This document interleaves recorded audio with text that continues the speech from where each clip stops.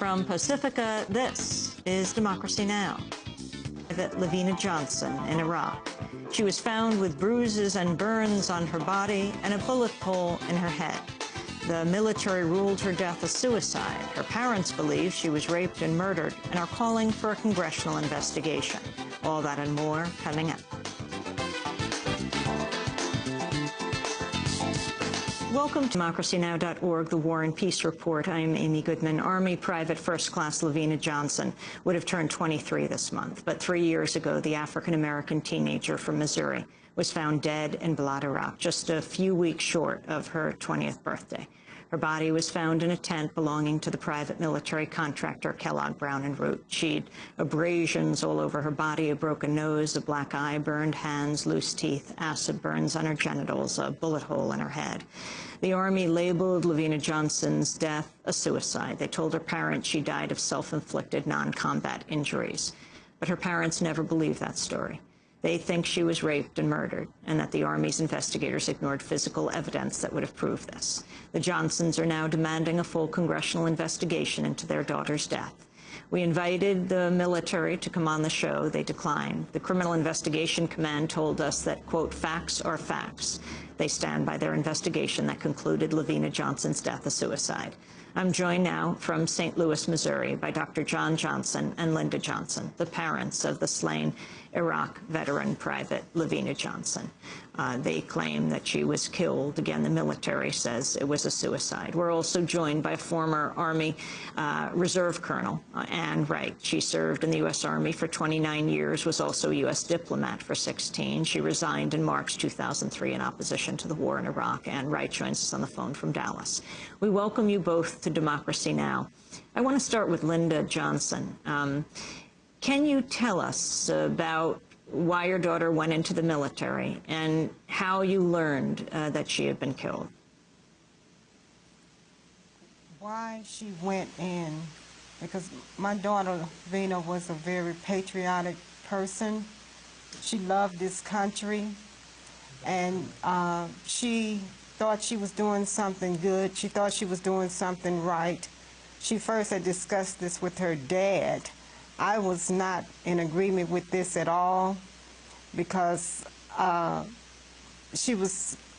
just thought she was just going straight on to college. She was an honor roll student. She was a very good student, and the most beautiful daughter that any mother would want to have. Like I said, she had discussed this with her dad first, and finally they told me. In July of 2005, your daughter Lavena became the first female soldier from Missouri to die in Iraq. How did you learn of her death, Linda Johnson? At 7:30 a.m. on a Tuesday morning, July 19th, there was a knock at my front door. I immediately jumped up because everyone was still asleep.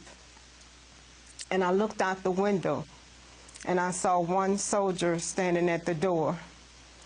And I immediately told John, and he jumped up, and I just had a sadness in my heart. John ran downstairs and opened the door. And I began crying, and I couldn't make it any further than my balcony. And John opened the door, and the soldier took out a little black book, and he asked the question, are you Dr. John Johnson, the father of Private Lavena Lynn Johnson? And he said, yes, I am. And then he looked up and he saw me, and I'm sure he heard me. And he asked, are you Linda Johnson, the mother of Private Lavena Lynn Johnson? And I said, yes, I am. What do you want? And he opened the little black book and he began to read, and said he regretfully informed us that our daughter, Private Lavena Lynn Johnson, was dead. And I lost it, and I began screaming, and I ran to try to get to my other children. Of course, they heard the commotion, and they began just screaming and hollering. And we was just in shock, disbelief, because I had just spoke with my daughter on Sunday, July 17th, and everything was fine. There was no distress, no sadness. She was her bubbly self. We talked, we laughed, and we were making plans. She was telling me how she would be coming home sooner than she expected, and certainly would be home for Christmas, which was her favorite time of the year. I got a chance to finally make it to my two older sons, and I just collapsed in their arms because I just could not believe it, and my heart broke. And that was the worst day of my life, and we've been battling with some lying demons ever since. Dr. John Johnson, when did you learn how your daughter died? Let me make one thing clear. Lavena was a private when she died. They post-mortemly promoted her after she was dead. But the first implication that we got in terms of a mode of death was told to us by the casualty, the liaison from Fort Leonard Wood, Missouri. He told me that Lavena was found dead in her barracks with a gunshot wound to the head. I know a lot of people, and I know people who knew people over there. So we had a friend of ours that was a police officer. So he immediately emailed a friend of his that was there and asked where she was found. And that friend emailed him back and said that Lavena was found dead in a contractor's tent. My friend was so distraught over it, he was on his way over to our house and he had a heart attack. He didn't die, but it was severe. Then the next day, I had a relative that brought me a message. And that message, in essence, said that Lavena knew some people who were near steadfast too, and that's where her body was found, in a contractor's tent. So it wasn't until, so I was told it was a gunshot wound to the head, and the casualty liaison told me that. And when her body got here, I looked her body over, and I saw a hole on the left side of her head near the temporal lobe. And so I went to the news media the next day, and I said, they said my daughter shot herself in the head. She's right-handed, and the bullet hole was on the left side of her head. On the 10th of August, the pathologist from Dover Air Force Base called me, and he said what I saw was an exit wound, and we got into a debate over what that was an exit wound from, and he finally said it was from an M16 rifle, and I thought that was ridiculous. Why? Because I'm a veteran, and I'm very familiar with that M16 rifle and its capacity. And first of all, my daughter was 5'1", and that weapon is 40 inches long. And let's say if she did manage to get it into her mouth, then the recoil from that weapon would have blown her face off. Let's say if she was tall enough and she got it in her mouth pretty well, when that bullet pops out of that barrel, it starts tumbling all over the place. So when it exits in a straight line, and it tears a huge hole in one's head. This bullet hit at the temporal lobe, bounced, and ended up going 2 1/4 inch toward the temporal lobe and popped out. And that is a hand revolver and not an M16 rifle. What other signs did you see, or marks did you see on your daughter's body? I could tell that her nose had been broken because plastic surgery had been done. Even though she had makeup on, I could see an abrasion up under her eye. I could see that her lips had been busted because right on the edges, right near the edges of both lips, I could see what looked like a cut. And her gloves were glued on her hands, and I thought that was peculiar. I was pretty confident she'd been beaten. You're calling for an investigation? Correct. Who have you spoken to? We spoke with Ike Skelton on the 9th of April, We left some information there. They went through that package, and apparently I was told that they were impressed with the information that we had.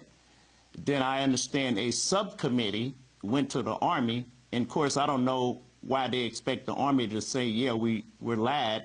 The Army said, yeah, everything went just fine. Criminal investigators did their job, pathologists did their job, everything was just fine.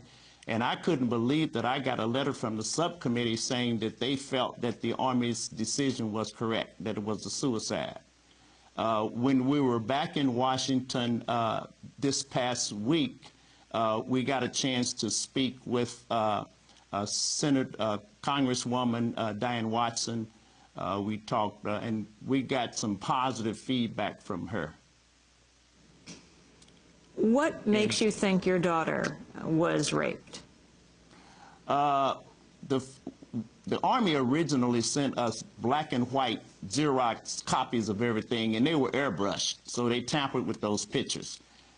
So we already went through and could figure out everything that had happened, and we assumed that she had been raped because there was a distorted picture of her vaginal area that was in those pictures. But it wasn't until we got the colored CD that we could really look at that vaginal area, and it was torn. There were tears in the lip, just a amount of tears. In addition to that, it had a substance running out of it, and it looked as if that substance may have been lye. So we assumed they poured that in to destroy DNA evidence. Lye, the acid?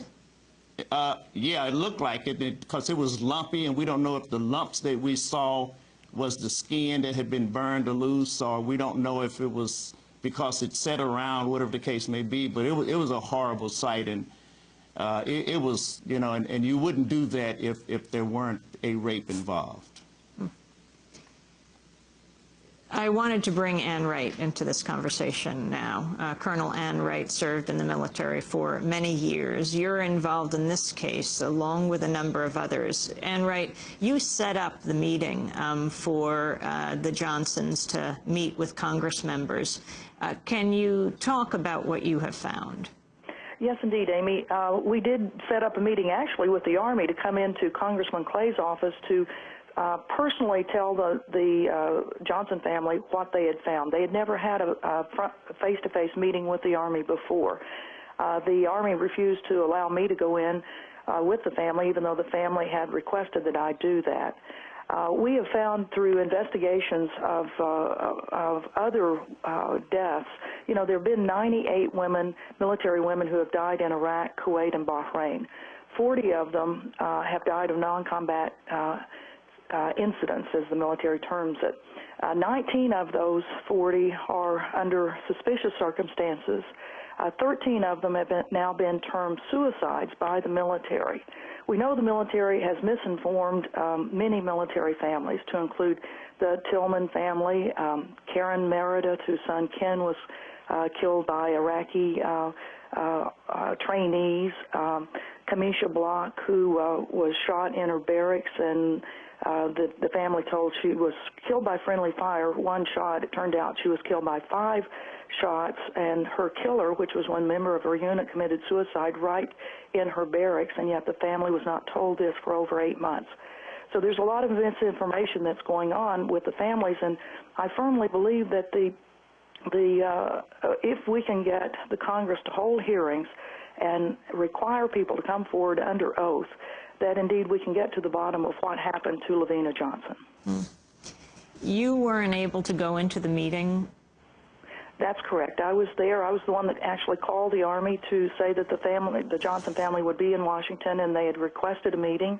And then when we all got to Congressman Clay's office, the Army said that I could not go in, saying I was not a member of the family. But when the family is right there saying, yes, we want Colonel Wright, a 29-year veteran, to be with us to help us ask questions, the Army said we will not do the briefing if she is in the room. And rather than cause a stink, which I'm perfectly capable of doing, that to accede to the wishes of the family, to at least to get that briefing face-to-face, I did not go in, was not allowed in. Why, Dr. Johnson, was Ann Wright's presence important to you? Why do you think they didn't want her in there? First of all, the only reason we've gotten as far as we have with this case is because of Ann Wright. And I felt that since we were talking military entourage, I felt it would be appropriate for them to have her in there. When they said no, I knew for a fact that they didn't want her in there because they thought she might ask the kind of questions that could be embarrassing, and they felt her being military, she would be more knowledgeable than me, and so I think that's why they did not want her in there. And right, you've also been working with other parents like Helen and Eric Burmeister, the parents of Private First Class James Burmeister, who was just court-martialed. Can you tell us about his case? Absolutely. James was or is an Iraq veteran. He served in Iraq. He was a part of a group that actually did what's called bait and kill, that they indeed put weapons or other objects in areas to attract Iraqi civilians, and then when they came into this area, they were killed. James was involved in 3 IED explosions in Iraq, and when he returned to his unit in Germany, and then was faced with a further deployment to Iraq, he said he couldn't do it. So he flew to Canada and lived there for 10 months, then turned himself back in to military, U.S. military, voluntarily returned himself in May. And he is suffering from TBI, traumatic brain injury. He's suffering from severe PTSD.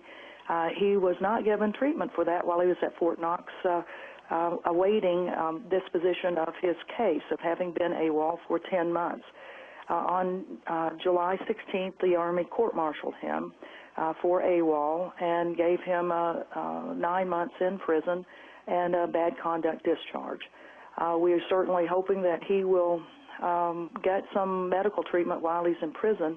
I think the reason that he was actually court-martialed rather than given an administrative discharge, which many men and women who go AWOL, and there's something like 40 to 50 of them that are out-processed out of Fort Knox every month, that because he went public with what he saw, a very embarrassing and criminal action of members of our military who are using this bait and kill technique in Iraq. So I think the Army took its pound of flesh by saying we are going to court-martial that guy because he spoke out.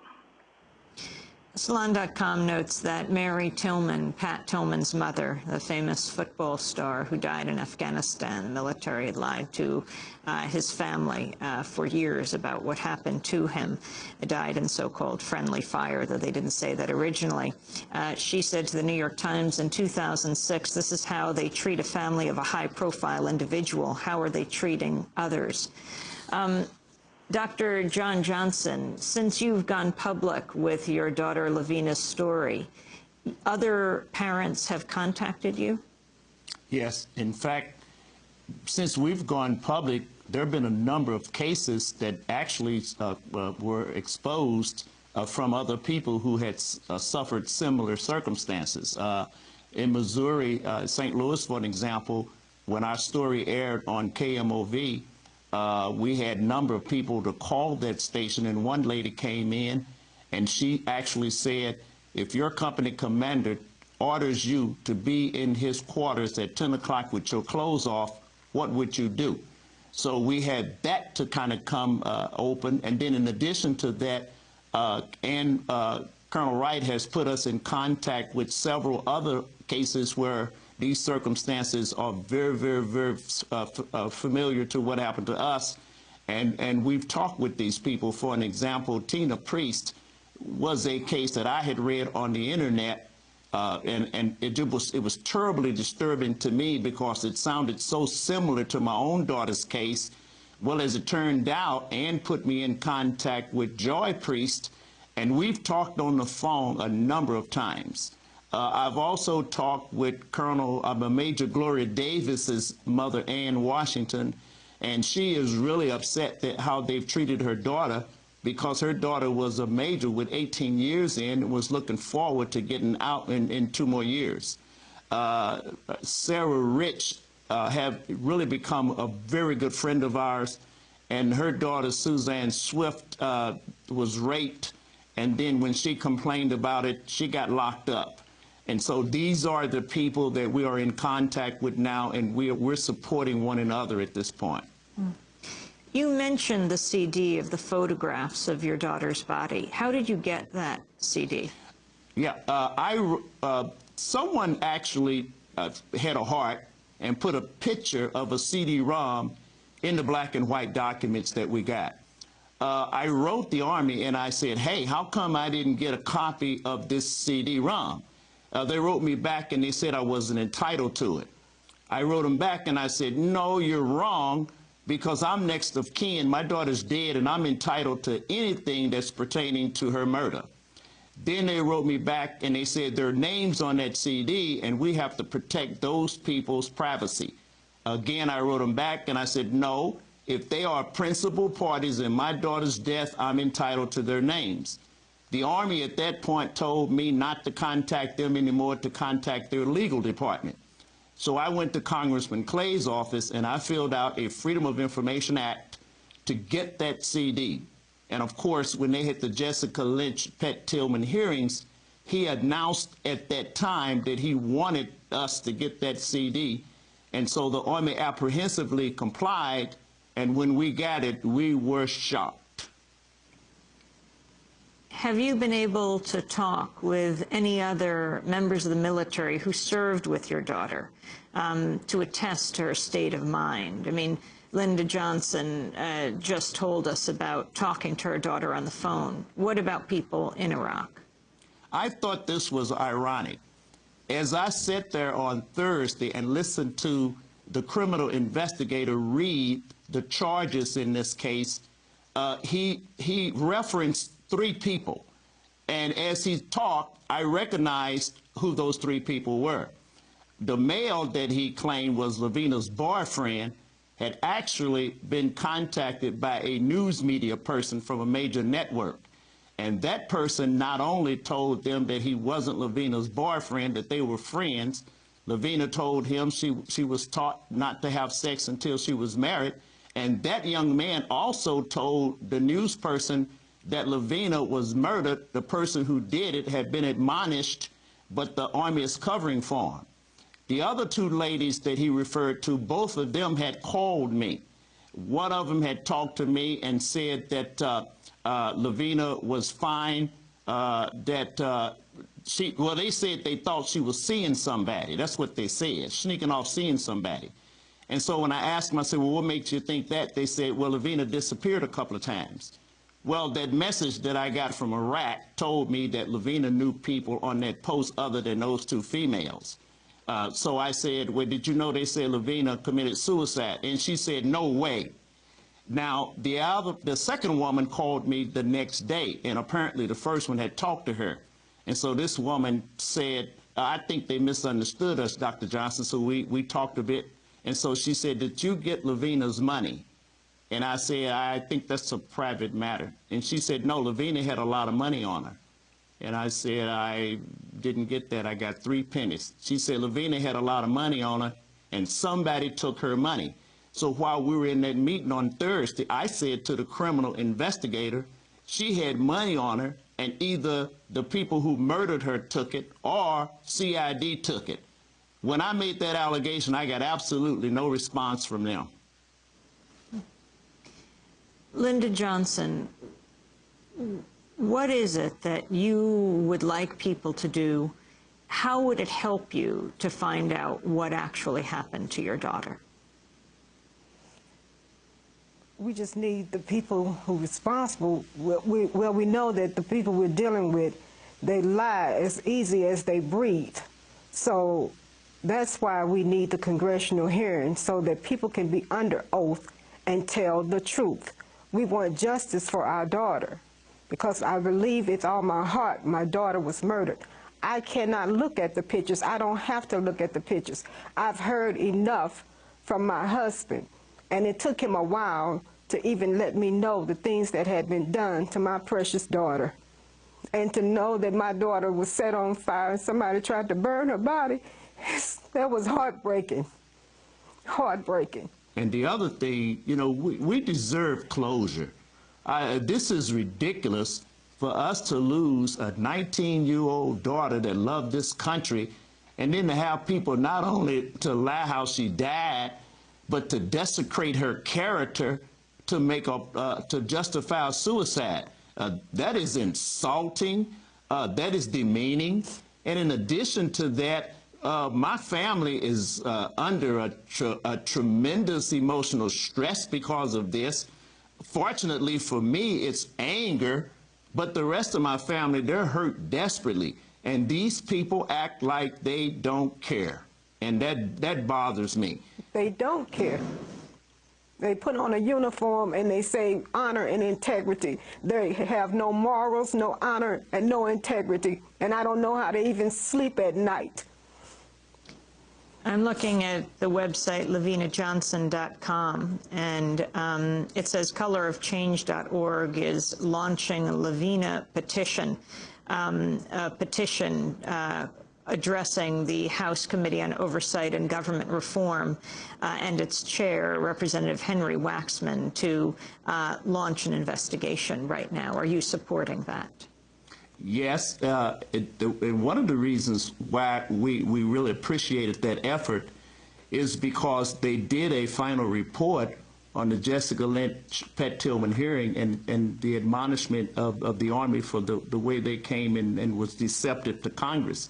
Mentioned in that report was, in lieu of the fact that Pat Tillman and Jessica Lynch were famous people, there are some other people out there that are not famous that the Army had done the same thing to, and my daughters and our family, rather, we were mentioned in that report. And so we appreciated that effort.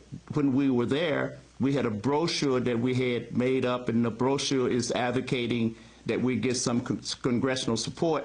I gave a handful of those to members of Congress. They passed it out. And Representative Waxman even adapted that brochure as part of the minutes for that day. And so I stood up and thanked him for that effort. So yeah, we support that effort 100%. I want to thank you both for being with us. Linda Johnson, Dr. John Johnson, the parents of Lavena Johnson. She was 19 years old. She was the first female soldier from Missouri to die in Iraq. We will continue to follow the story, and you can go to our website and we'll link to stories about Lavena, and we will also have the video and the audio podcast as well as transcript at democracynow.org. Her parents speaking to us from their home in St. Louis, Missouri. This is